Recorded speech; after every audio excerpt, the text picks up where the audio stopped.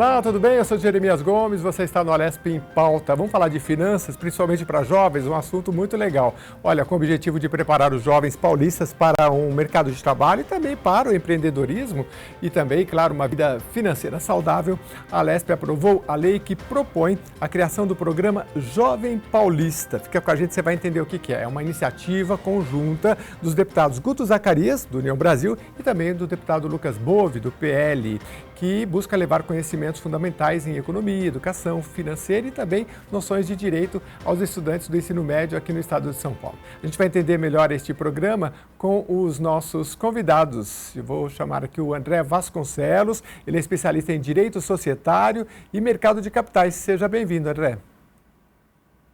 Olá, Jeremias, tudo bem? Prazer estar com vocês no Alesp em Pauta.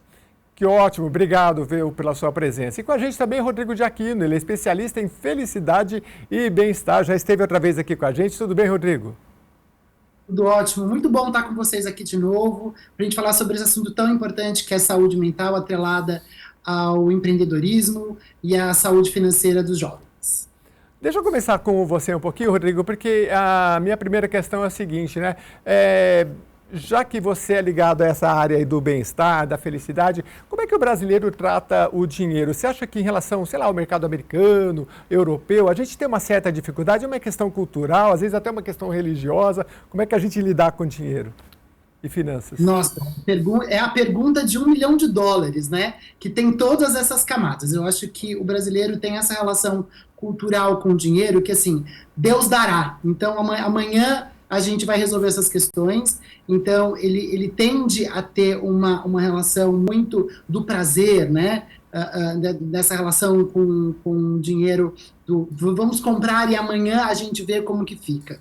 Então, isso tem um impacto muito grande com relação à questão de educação financeira, a uma questão de autocontrole. Como a gente é muito efusivo, né, a gente é muito afetuoso, a gente quer agradar, então muitas vezes o brasileiro ele tende a entrar no endividamento ou fazer um gasto financeiro às vezes desprogramado para atender uma necessidade hedônica, que a gente chama, de um prazer momentâneo, né, ou então para agradar o outro. Obviamente que eu estou falando num aspecto muito geral, porque a gente sabe também que muita gente acaba se endividando e entrando no vermelho por uma questão social macro mesmo, né? Que não é só essa questão comportamental. Você sabe que eu costumo dizer que a gente sempre ouve o pessoal falar, né? Administrar quando está sobrando é fácil, quem tem muito dinheiro, né? Mas eu também acho que quando você tem pouco, aí é que você prova realmente o seu poder financeiro.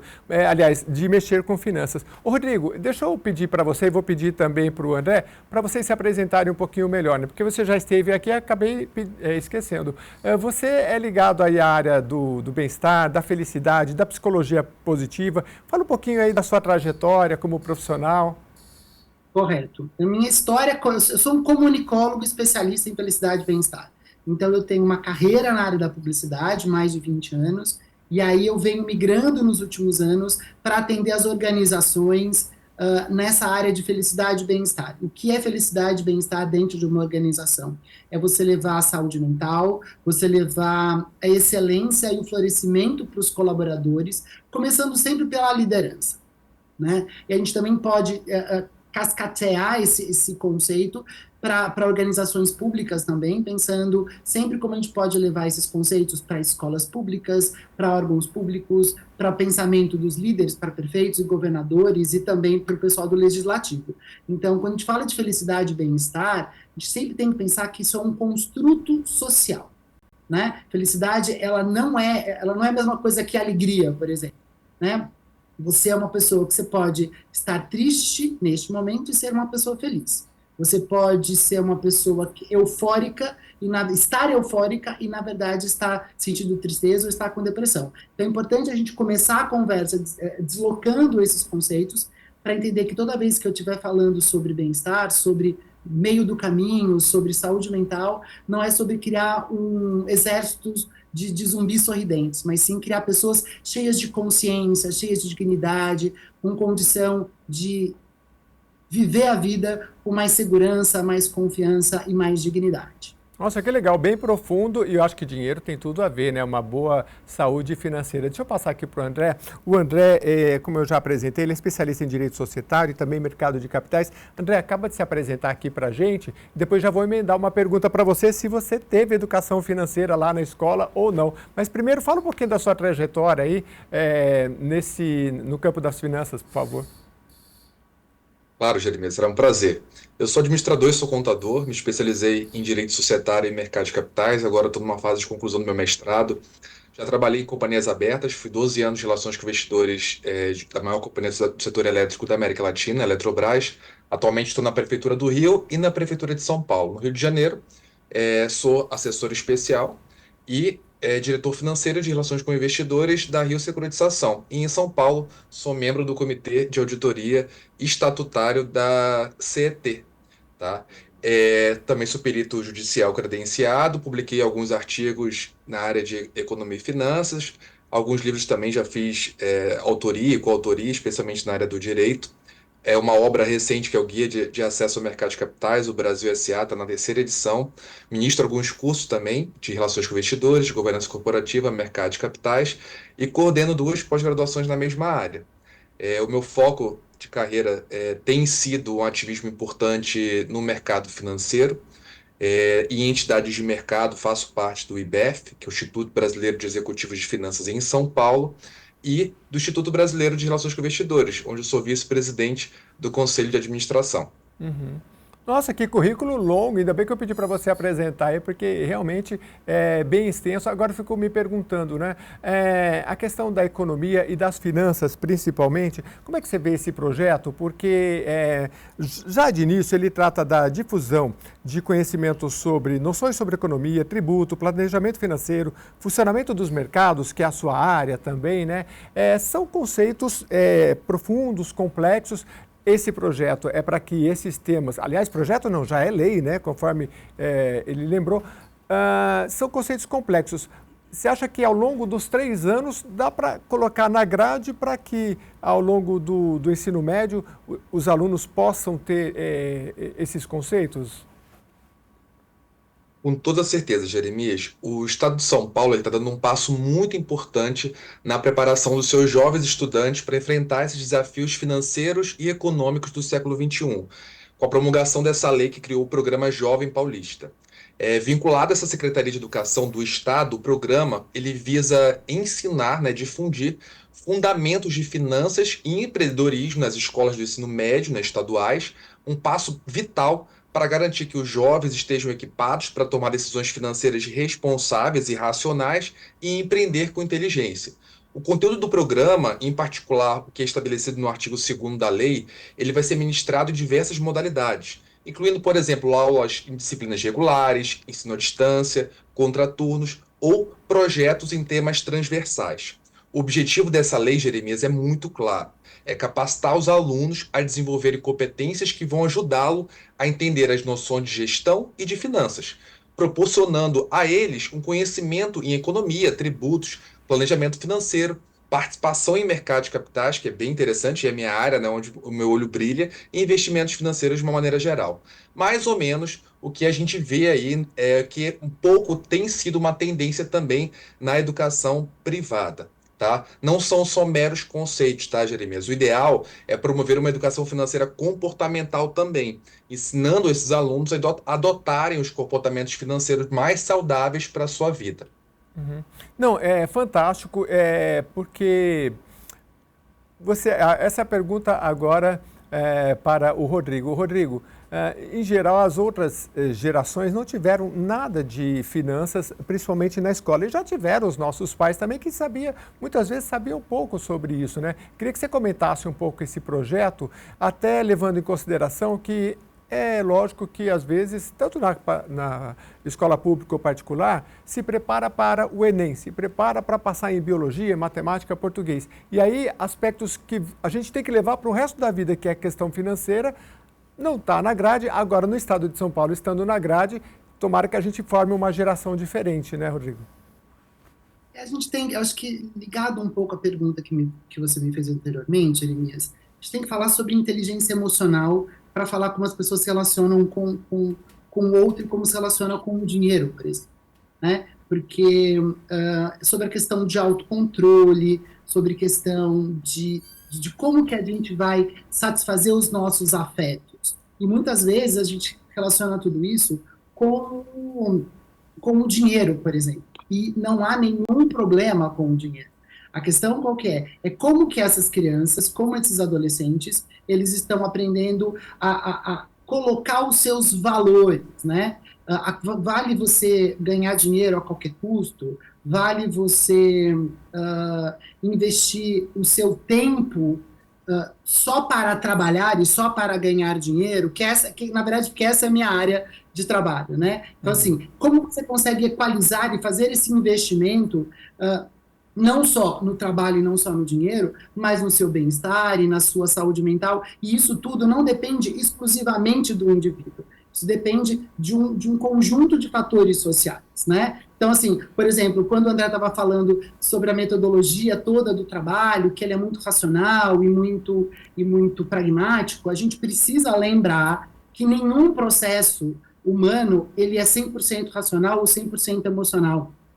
Tudo você tem tramas, tudo você tem um conjunto de elementos que te faz ter comportamentos de consumo, comportamentos de investimento, comportamentos com o que você chama de dinheiro. Então, eu acho importante você levar esse tipo de informação para essa juventude, para a gente criar uma geração mais consciente, mas, ao mesmo tempo, você também precisa acoplar tudo isso, essa consciência de quem são essas pessoas, quem são esses jovens, o que realmente é importante para eles, o que vale a pena nessa vida, né, para você conseguir calibrar tudo isso e dar realmente valor àquilo que importa para você ter uma vida com mais bem-estar. Sim, com certeza. O André, me fala uma coisa, como é que você veria esse programa Jovem Paulista na prática, na escola, na sala de aula? Porque, em geral, noções abstratas, quando a gente não pratica, e se o jovem está ali no ensino médio, ele não está trabalhando ainda, né? Entender sobre conceitos que a lei diz, por exemplo, noções sobre economia, tributos, planejamento financeiro. Às vezes é um jovem de baixa renda, então às vezes ele nem tem um pouco de recurso para ele manejar e ver como é que funciona na prática e corre o perigo de ficar com aqueles conceitos abstratos, sair e não entendeu muito, né? Você acha que dá para colocar um pouco da prática? Como é que você vê essa questão? Incluir várias disciplinas? Bem, Jeremias, eu acho que esse é um ponto importante, inclusive. Aliás, um dos pontos mais fortes dessa iniciativa é justamente a inclusão de múltiplas e plurais visões sobre os temas, dos mais diversos, como destaca o artigo 8º dessa lei. Ele permitirá que os alunos eles vão ser expostos a diferentes abordagens, capacitando eles, né, alunos, a compreender as principais ênfases e críticas em cada linha do pensamento. Vale ressaltar que no projeto de lei original, ele tinha alguns dispositivos onde ele detalhava que tipo de área da ciência seriam normatizados, seriam regulados para esse ensino de educação financeira no ensino médio. Entretanto, houve um veto para esses dispositivos, justamente para permitir que tenha ali um olhar um pouco mais amplo, matricial, múltiplo, né, plural de visões. Essa formação crítica e abrangente, ela é essencial de fato para a construção de uma educação financeira sólida, o que é muito importante para a formação de cidadão. Não, isso é bem interessante, né? Essa questão de você poder abordar. E como é que a gente faz isso na prática, de abordar ângulos distintos, diferentes? Você que é um especialista, né? Porque, inclusive, no mercado de capitais, eu li uma matéria, viu, André, que a idade onde se mais perde dinheiro na Bolsa de Valores é da juventude que chega já querendo ganhar muito dinheiro, né? Então, é preciso ter essa visão mais ampla para você já começar certinho, né? Sem dúvida. Na verdade, o perfil de cada investidor ele muda ao longo do tempo, né? Na medida em que a gente tem uma maior maturidade, e isso pode ou não estar relacionado à idade, a gente passa a alocar o dinheiro de um modo um pouco mais eficiente. No projeto de lei em si, onde teve os artigos vetados, havia, né, esses dispositivos que dariam um pouco mais de compreensão sobre economia, empreendedorismo, direito societário, mercado de capitais, de um modo mais específico. Eu acredito que o veto foi justamente nesse olhar do Poder Executivo e Legislativo de permitir um olhar mais múltiplo, mas isso é fundamental, tá? De fato, eu vejo como algo muito importante que esse tipo de conhecimento seja levado não só para a educação do ensino médio, mas até mesmo muitas escolas no Brasil e no exterior têm levado para o ensino básico isso, alguns elementos que norteiem essa educação financeira. Como os autores do projeto de lei eles falaram em inúmeras matérias que repercutiram sobre o assunto, a ideia é que, de fato, a gente consiga ter um cidadão melhor formado, né? Uma série de temas que a gente aprendeu na educação básica. Um dos autores citou, eu aprendi sobre mitocôndrias, eu nem uso mais esse conceito hoje, mas todo mundo, independente da formação, se é um médico, um biólogo, um engenheiro, um arquiteto, ele vai precisar gerir melhor as suas finanças, e o sucesso dele profissional e pessoal depende disso. Sim, sim. Rodrigo, voltando aqui, gente, nós estamos falando aqui sobre a lei. Aliás, se você quiser anotar, é a 17743 de 2023. Ela é de autoria dos deputados Guto Zacarias, do União Brasil, e também o deputado Lucas Bove, do PL, e ela trata da educação financeira nas escolas estaduais, no ensino médio, no estado de São Paulo. Haverá ainda uma regulamentação, depois eu vou passar para o André em relação a essa regulamentação, se ele tem alguma consideração a fazer, mas eu vou voltar aqui com o Rodrigo, que é especialista em felicidade e bem-estar. Rodrigo, felicidade e bem-estar relacionado ao dinheiro. É claro que a gente tem vários estudos explicando que quando a gente atinge um certo patamar de onde as nossas necessidades básicas elas são atendidas, me parece que a partir dali não faz tanta diferença. Agora, essa não é a realidade da maioria do brasileiro, né? Daí a importância de uma lei como essa, né? A gente precisa... Como que funciona esse racional desse pensamento que você trouxe, Jeremias, de que a felicidade, a partir de um ponto da vida, ela não te traz mais felicidade? A gente fala do pensamento hedônico, que eu citei no comecinho da conversa, e o pensamento e a felicidade eudaimônica. Então é o seguinte, a felicidade hedônica tem a ver com os prazeres da vida, com viagens, com roupa, com comida, né, que são necessidades básicas que todos nós precisamos alcançar, e depois essas outras coisas, que é vestir bem, fazer uma boa viagem, poder comprar aquilo que você deseja. Só que o nosso cérebro processa tudo isso de um jeito muito rápido. Então, você, assim, logo depois que você fez uma super viagem, o que você começa a pensar? Na sua próxima viagem. Planejamento financeiro. Né? Que quando você vai lá e você quer comprar um carro, você quer comprar uma casa, logo depois que você compra a casa, você já quer reformar a casa, você quer pintar a casa, você quer mudar os móveis, porque dentro do cérebro, esses que a gente chama da felicidade hedônica, o cérebro processa tudo muito rápido e ele quer de novo repetir esse sentimento.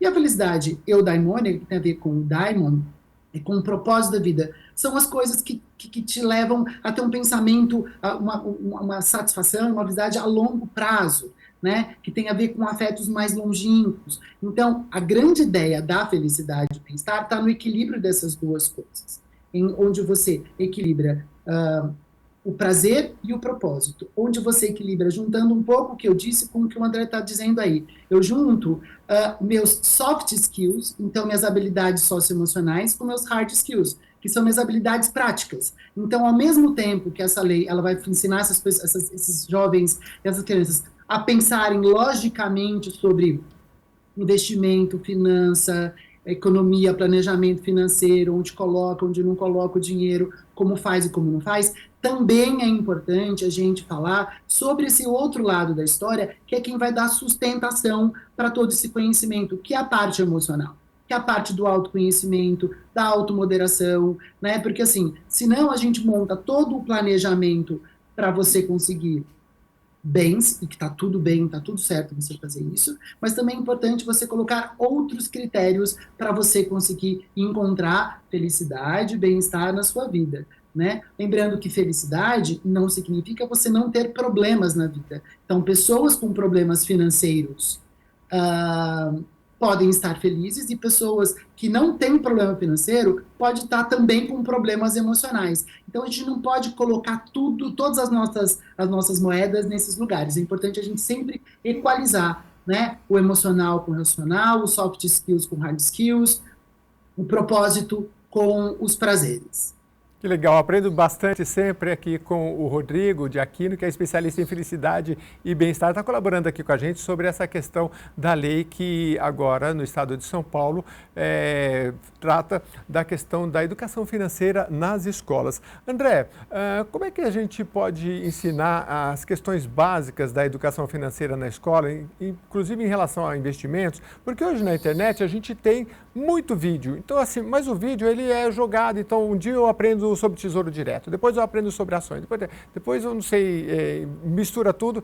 Tem que ter um ordenamento, uma sequência mínima para a gente, como se fosse um curso mesmo, para a gente aprender? Excelente ponto, Jeremias.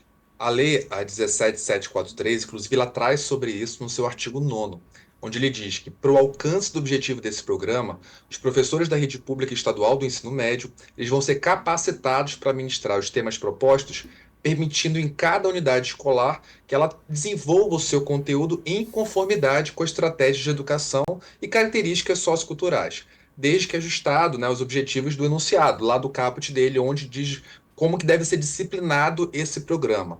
Esse é um ponto muito importante que você trouxe, porque realmente hoje o conhecimento ele é muito difundido, não só off, mas online.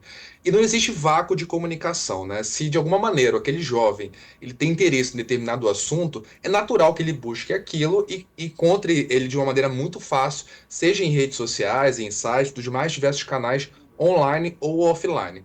Um ponto muito importante que eu acho que o objetivo desse programa também ele vai alcançar, além inclusive do que está previsto nos dispositivos legais, é democratizar o próprio acesso ao mercado de capitais e universalizar essa informação de educação financeira. Por que eu digo isso?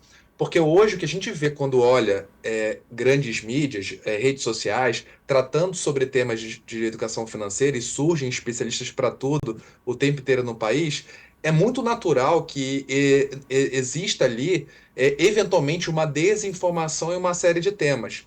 E é claro que esse ambiente é um ambiente muito regulado, quando envolve recursos, destruição de poupança popular, alguns crimes, né, contra o sistema financeiro, lavagem de dinheiro, evasão de divisas, assimetrias informacionais, como é o insider. O mercado financeiro, em particular, é um mercado muito incipiente aqui no Brasil. A gente tem uma quantidade muito pequena de companhias abertas frente a outras economias mais desenvolvidas. Então, é muito comum a prática de determinados ilícitos, infelizmente. Então, um dos objetivos do programa, ao difundir a informação, sem dúvida, é neutralizar a desinformação.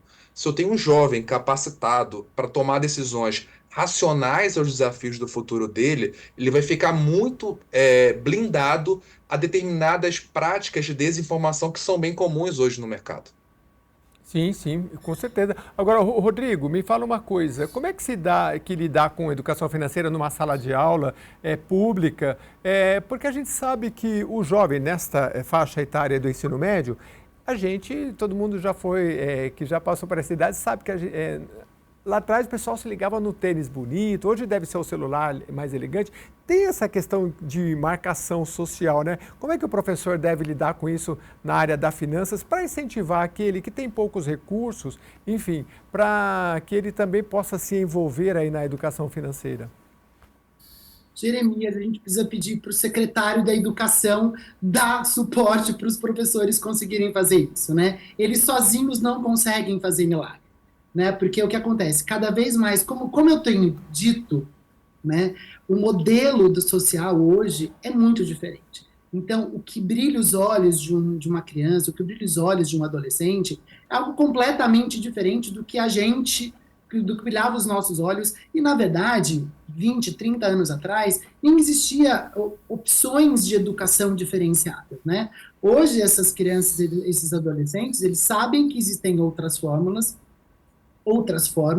eles estão completamente desconectados do offline, do caderno, da lousa, eles querem todo o conhecimento deles dentro do celular, e aí o professor, para conseguir fazer todo esse casamento, ele precisa ter tempo de poder planejar uma aula interdisciplinar, né, que consiga somar o seu conteúdo de matemática com o conteúdo de administração, e o professor de língua portuguesa, ele vai ter que fazer o combinado e ter tempo para poder planejar uma aula que associe inteligência emocional, que vai ser requisitada na aula de inteligência financeira, né? E toda essa trama é muito importante saber a história da economia, como tudo isso se procedeu, como que a gente chegou até hoje, né? E assim, e cada vez mais a gente tem visto projetos que tentam cortar da grade curricular aula de história, filosofia, sociologia, antropologia,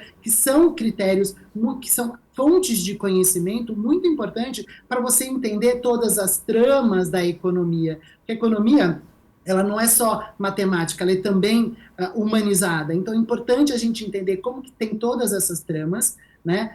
E o professor precisa ter tempo, precisa ter estrutura para conseguir planejar uma aula encantadora e também ter recurso dentro da sala de aula. E tem uma coisa que é fundamental para o desenvolvimento do ser humano, e a gente tem visto hoje com pesquisas, todo mundo se jogou na frente das telas dos celulares, dos computadores e tudo mais, mas hoje você já tem estudos mostrando que para você desenvolver habilidades socioemocionais, para você conseguir preservar a sua cognição, é importante, gente, contato, rehumanizar essas relações e colocar isso nas costas do professor, sozinho, da direção, sem estrutura, isso também fica complicado. De qualquer maneira, né, eu acho que esse processo de o interdisciplinar geralmente encanta. Quando você chega e consegue mostrar numa aula de matemática como esse jovem pode transformar a sua realidade financeira a médio e longo prazo, como que uma aula de biologia pode explicar para ele como funciona o processo de prazer, de compra de um produto, como tudo isso se processa dentro do corpo dele e como essa relação de consumo, compra-consumo, compra-consumo pode ser nociva para a sua saúde física. Então, assim, eu acho que você tem uma cadeia de informações que pode deixar tudo isso mais encantador, mas para isso você precisa também ter esses profissionais da educação com tempo para preparar suas aulas e com ferramentas encantadoras para os seus alunos. E acho também, eu não sei se isso está na lei, que os próprios professores, os assistentes de direção e tudo mais, tinham que ter aula também de educação financeira, para isso também ser uma realidade para todos, né? A palavra que o André usou, que eu acho que é muito legal, que é o democratizar a saúde financeira de todos é importante, tanto quanto democratizar a saúde mental e democratizar a felicidade para a população brasileira do estado de São Paulo. É para isso que caminha esta lei, inclusive ela fala assim sobre a capacitação dos professores. Agora, André, você falou do seu currículo no início, né, aqui da programação. Você já deu aula assim para alunos? Como é que porque a minha pergunta é no sentido de como é que a gente faz aulas interessantes para os alunos para falar de temas que às vezes são árduos, né? E a iniciação também a finanças e a economia. Bem, o mais importante quando a gente vai falar sobre educação financeira é entender a realidade de cada público, né? Nesse caso em particular, o jovem paulista ele vai introduzir no ensino médio do estado de São Paulo uma educação mais focada para a população que está ali na educação pública, né? Mais carente, ser integrada ao mercado de trabalho em cargos com bons salários. Então, o objetivo ali é prover uma melhor autonomia, seja ela para empregabilidade no mercado corporativo ou até mesmo no empreender. E isso é claro, inclusive, como um dos objetivos do legislador quando propôs o então projeto de lei. A ideia, inclusive, é que com menos endividamento, né, mais capacidade dessa mão de obra, ocorra um certo fomento ao empreender no estado de São Paulo, com então projeto e agora a lei sancionada, né? A gente vai ter ali pontos muito importantes que envolvem o empreender e o lado de finanças. A ideia dos dois autores, eu não tenho dúvidas disso, é de reduzir de fato a desigualdade social e ensinar para esse jovem, especialmente o mais carente, lidar com o dinheiro dele, a guardar o dinheiro, a abrir uma empresa ou até mesmo a investir. Cada jovem, enfim, ele tem a sua motivação. Ela pode ser uma motivação para uma educação que envolva finanças pessoais, ou até mesmo hoje, como o mercado é muito aberto, né, o acesso à informação, a gente tem aí sites que envolvem apostas, a gente tem a própria Bolsa de Valores, criptoativos, uma série de facetas múltiplas que envolvem alocação de recursos, algumas mais arriscadas, outras menos arriscadas. A ideia é, com o projeto e outras iniciativas que envolvem a educação, seja ela pública ou privada, é prover o mínimo de conhecimento, de educação, de racionalidade, para que esse jovem possa alocar o seu recurso e o seu tempo dedicado, né, ao mundo corporativo da maneira mais eficiente possível, tá? Então, é muito importante que, dependendo da realidade de cada escola, ou de como isso vai ser incorporado dentro do conteúdo programático, que ocorra a personalização desse conteúdo para a realidade social e econômica de cada ambiente escolar. Até para que esse projeto seja aderente, tá? Não basta a gente levar um conhecimento e ele seja descolado de uma realidade. O objetivo mesmo é que tenha ali laboratórios que façam a imersão disso em algumas experiências práticas, sejam elas do próprio dia a dia de finanças pessoais, de finanças corporativas, de uma educação financeira que envolva o relacionamento da própria comunidade, ou até mesmo no próprio ato de investir, tá? É bem importante que esse jovem ele tenha um papel de multiplicador. Eu acho que esse ponto é fundamental, Jeremias, porque esse jovem, quando ele chegar na casa dele depois, ele vai ter a possibilidade de levar esse conhecimento e ser uma semente para a comunidade dele. Então, ele tem a possibilidade de ter acesso a uma informação que provavelmente todo o núcleo familiar e até mesmo social dele ainda não teve. E ele pode ser ali um grande protagonista do sucesso da própria comunidade dele. Esse é um ponto bem importante. Até porque quando você ensina, é a melhor forma de você reter o conhecimento. A gente está conversando aqui com especialistas, o Rodrigo de Aquino, que é especialista em felicidade e bem-estar, e também André Vasconcelos, especialista em direito societário e mercado de capitais, sobre a educação financeira nas escolas, uma lei já sancionada que trata especificamente aqui, olha, de difusão de conhecimento sobre funcionamento dos mercados, além de noções sobre economia, tributos, planejamento financeiro, participação em mercados de capitais, investimentos e noções de direito aos alunos do ensino médio no estado de São Paulo. Deixa eu voltar aqui com o André. Vocês fiquem à vontade para complementar e falar o que vocês acham mais relevante, mas, André, eu queria saber o seguinte, eu li num livro que se você guardar dinheiro, fizer uma poupança, e se você tiver esse hábito, o prazer pode ser tão grande quanto o de gastar. Você acha que está certo isso ou está errado? Ou é mais difícil?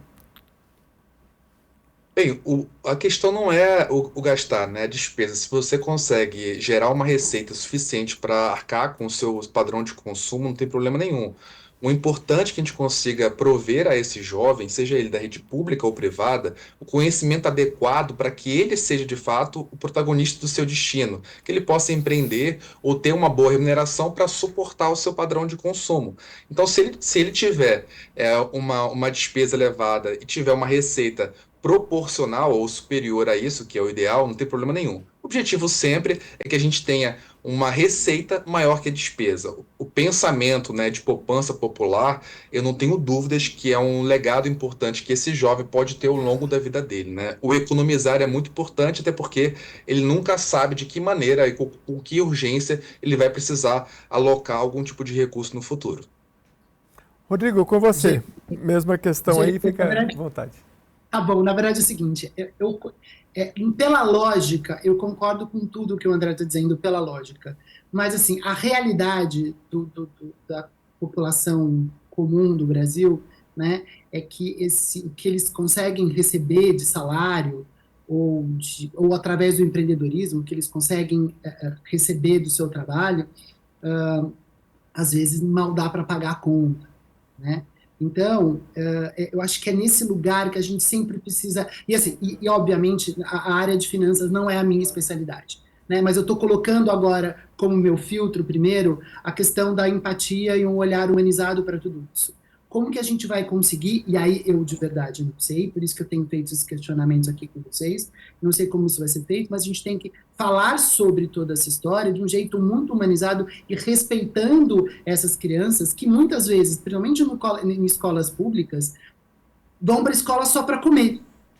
Então, falar sobre educação financeira, muitas vezes, nesse caso, é de uma distância muito grande, né? Colocar a responsabilidade dessas crianças que vão multiplicar para o pai, papai, guarda que você vai ter dinheiro, às vezes descola um pouco da realidade, né? Sendo que são crianças que vão para a escola para comer.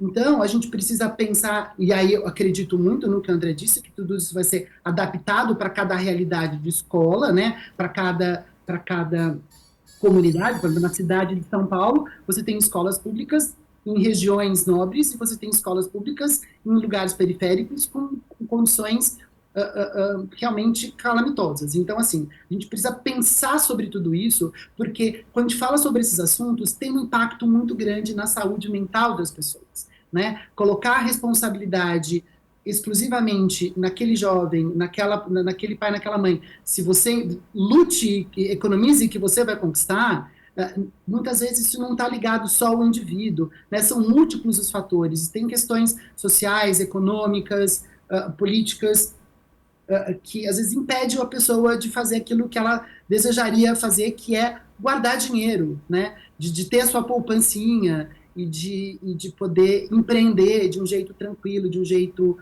seguro. Então, só queria fazer esse parênteses, né, respeitando toda a ideia da lei, do projeto de lei, de tudo que vai ser feito, mas é um cuidado muito grande que a gente tem que ter na hora de colocar um professor falando sobre educação financeira, quando de repente ele está devendo as calças, porque ele não consegue, mesmo com o salário dele, ter uma vida financeira saudável. Né? Ensinar para uma criança, olha, quando você poupa, você consegue, quando você poupa, você vai para frente, você consegue desenvolver a sua vida e ficar rico. E chega em casa, ele não tem o que comer. Então é importante a gente sempre modular o conceito, porque tudo isso tem um impacto na saúde mental, na autoestima dessa criança, desse jovem, dessa família. E também do professor, né? Sim, sim. É extremamente complexo, e isso, claro, vai passar pelo crivo, principalmente da experiência em sala de aula. De qualquer forma, é um grande avanço, porque a gente vê iniciativas em vários países, principalmente países, antigamente se dizia desenvolvidos, né? Então, eu me lembro de, já na infância, ler em livros que se ensinava na escola em outros países a questão, inclusive, da poupança e ao longo do tempo, como é que ela poderia se projetar na vida de cada um. Então, essas são sementes que, se não forem plantadas aí na infância e na juventude, talvez não se colha bons frutos. Bom, a gente está caminhando para o final. Pois não. Desculpa, diga, Rodrigo. mas assim, eu li isso hoje, que assim, a população americana está se endividando para poder comer, que é o país mais rico do mundo. Então, a lógica, a gente precisa ter uma lógica um pouco mais humanizada quando a gente também fala sobre todas essas questões, sabe? Claro, claro. Não, você tem toda a razão, até porque a gente vive numa questão de um mundo extremamente capitalista e essa dosagem que você colocou é extremamente fundamental. Você tem toda a razão. Deixa eu passar para o André Vasconcelos, especialista em direito societário e mercado de capitais, para ele ir para o encerramento aqui com a gente. André, acho que um pouco do que o Rodrigo passou aqui vai muito ao encontro do que você falou sobre uma especificação para cada aluno, e isso é o que de mais avançado se tem na área da educação, procurar colocar, especificar para cada aluno aquele ensinamento. Até porque agora a gente tem inteligência artificial, a gente tem ferramentas para isso que vai nos ajudar, né? Então eu queria, por favor, que você complementasse para a gente encerrar. Perfeito. Jeremias, então, a tecnologia, não tenho dúvidas, é uma grande aliada hoje, inclusive com acesso a diversos instrumentos, aplicativos, redes sociais gratuitos. É importante que a gente entenda que esse, então, projeto de lei, agora convertido em lei, ele tem um olhar mais do que a própria educação financeira, do ensino em si, né? Mas é de construção de um legado que vai permitir ali uma redução da desigualdade social, vai permitir de que forma que isso pode acontecer, né? Um controle maior financeiro, ajudar esse jovem e a sua família a entender melhor e controlar os seus gastos pessoais, evitar o endividamento excessivo ou até mesmo escolher quais são as maneiras menos danosas para que ele faça esse endividamento, né? Tem várias formas que eu possa me financiar, desde um cartão de crédito a outras maneiras. Então, a ideia é que ele consiga entender noções básicas de matemática financeira, taxa de juros, um pouquinho sobre economia, como fazer esse planejamento dele orçamentário, como construir esse orçamento pessoal, entender qual é o papel do estresse em cima disso, né? O estresse financeiro, a sensação de segurança, de estabilidade, e tomar decisões mais racionais a esses desafios do futuro. Eu não tenho dúvidas que esse projeto de lei, que é bem inovador quando a gente olha o conjunto de outros estados, né, até mesmo municípios, ele é bem inovador quando ele traz esse aspecto para a rede, para a educação básica. E a gente vai entender como um grande desafio, né? Vamos acompanhar a implementação disso, seja em relação à capacitação do corpo docente e até mesmo os primeiros resultados, as primeiras sementes que vão ser plantadas e germinadas daqui a pouco. Exatamente, porque tudo é uma construção, né? Uma questão de ser regulamentada e aos poucos. E a gente com certeza vai trazer aqui professores, alunos que estão passando por esse processo para a gente poder esmiuçar ao máximo essa questão, porque é uma lei e agora você pode cobrar, você pode acompanhar, isso é o mais importante. Eu quero agradecer bastante a presença de André Vasconcelos, especialista em Direito Societário e Mercado de Capitais, esteve aqui com a gente. Obrigado, André, pela sua presença. Jeremias, um prazer estar com você. Sem dúvida, é um programa importante para que a gente possa qualificar um debate sobre projetos legislativos e leis que têm aí mudado a vida do cidadão paulista, do cidadão paulistano, e esse é mais um deles. Mas é bom ressaltar também, Jeremias, só para a gente concluir, que esse é uma das iniciativas. Há outras iniciativas, tanto da administração pública, estadual, federal, que tem esse fomento de levar um legado de educação financeira. A própria Bolsa de Valores, a B3, que tem a sede em São Paulo, ela tem programas que vão visar também a educação financeira, desde uma educação básica, nas noções incipientes disso, no próprio site deles, que é o edu.b3.com.br, até noções de mercado financeiro, que é chamado de conexões de valor, onde ele vai olhar tanto para as companhias, para as empresas que são fechadas e aquelas que são listadas em bolsa. Alguns projetos em parceria com o Tesouro Nacional também, o governo federal. Então, há uma série de iniciativas para fomentar e levar essa educação financeira a esses jovens que estão aí ávidos por um conhecimento e, sem dúvida, vai ser transformador na vida deles. Um grande abraço, que seja o primeiro de muitos contatos nossos. Que ótimo, obrigado. André lembrou muito bem, a B3 tem lá. A gente já conversou com representantes da B3 aqui no programa e realmente é fantástico para quem tem interesse. Rodrigo, obrigado pela sua presença. Rodrigo de Aquino, especialista em felicidade e bem-estar. É só procurar ele na internet, assim como o André Vasconcelos. O que vocês acham lá? Esse é só um comecinho para a gente, em outras oportunidades, avançar nesse tema. Obrigado, viu, Rodrigo? Eu agradeço, lembrando que saúde mental, florescimento humano, levam todos a um crescimento sustentável, seja econômico, seja social. Então, tudo está interligado, tudo está interligado. Quando a gente tem seres humanos bons, com bem-estar, com condições de florescer, ele vai ter uma realidade financeira, social, emocional, mental melhor, e é esse que é o trabalho que a gente vem desenvolvendo aqui no Brasil e fora dele também. Agradeço muito a oportunidade de mais uma vez estar falando com vocês sobre esse assunto que é fundamental para o desenvolvimento do nosso estado, do nosso país. Que legal, Rodrigo. Obrigado por lembrar aí da questão da sustentabilidade, que é essencial, principalmente aí tratando de finanças. Obrigado mais uma vez aos nossos convidados que estiveram aqui com a gente. Obrigado pela sua companhia também, pela sugestão do tema. Até a próxima edição.